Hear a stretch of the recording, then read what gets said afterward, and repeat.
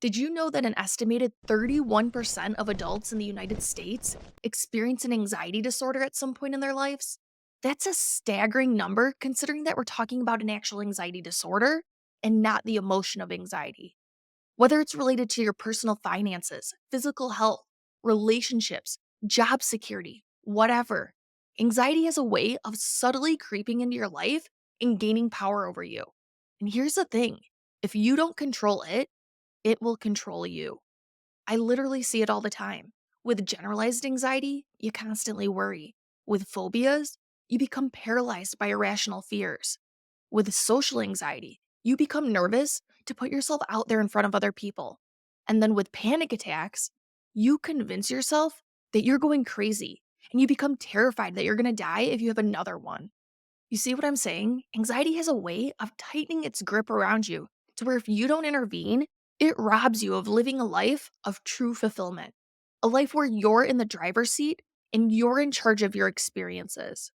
So, what I want to do is share with you anxiety's biggest secret. And this is a secret that not many people talk about.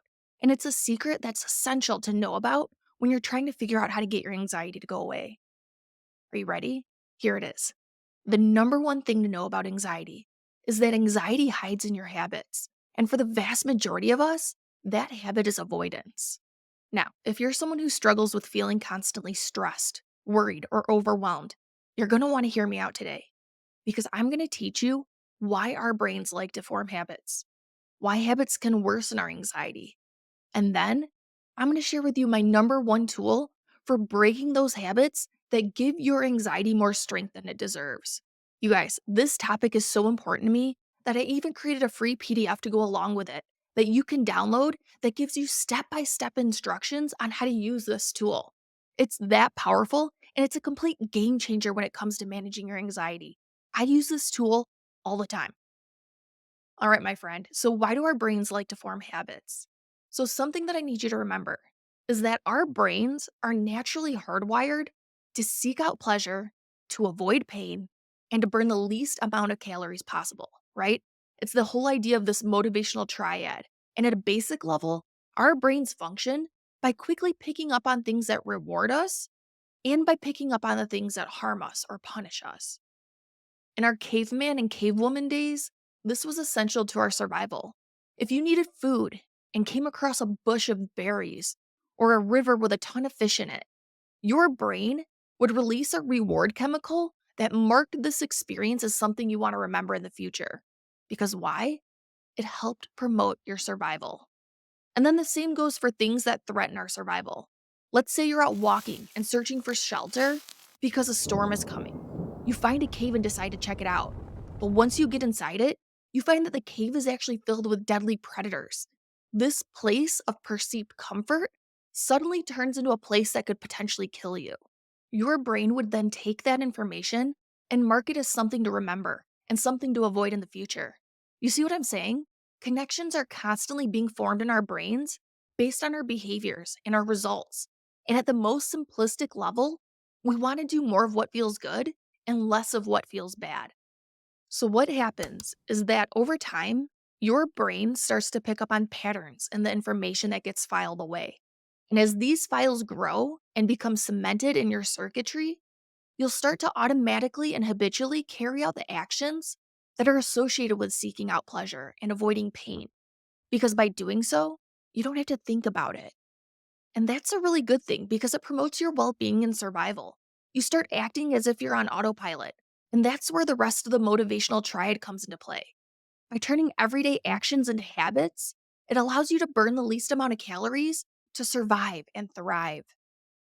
I'm sure you probably already know this, but the act of thinking is actually a lot of hard work. Remember the last time you had to go all in on something that required a lot of mental effort? I'm sure you were exhausted by the end of the day. And so it's no different with this. Our brain likes to take whatever it has learned and move that learning into muscle memory as fast as possible. Not only does this free up calories, but also it frees up brain space to learn new things. Now, you might be wondering, how does all of this relate to anxiety?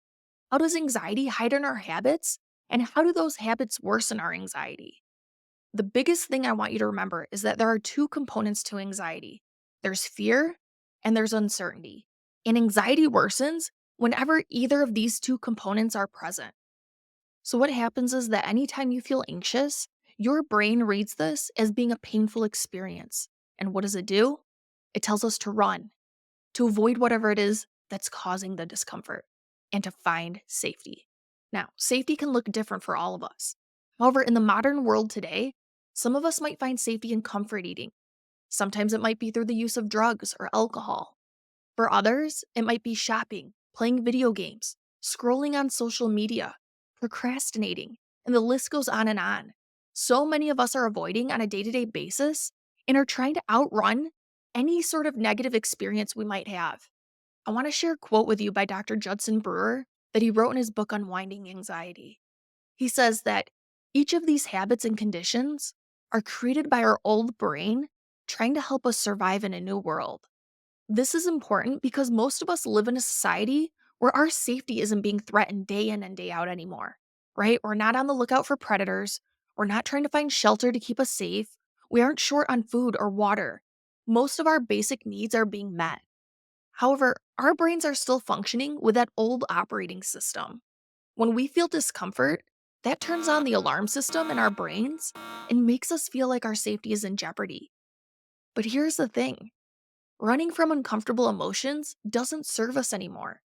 Anytime that we avoid experiencing the discomfort associated with our anxiety, we in some way, shape, or form are avoiding.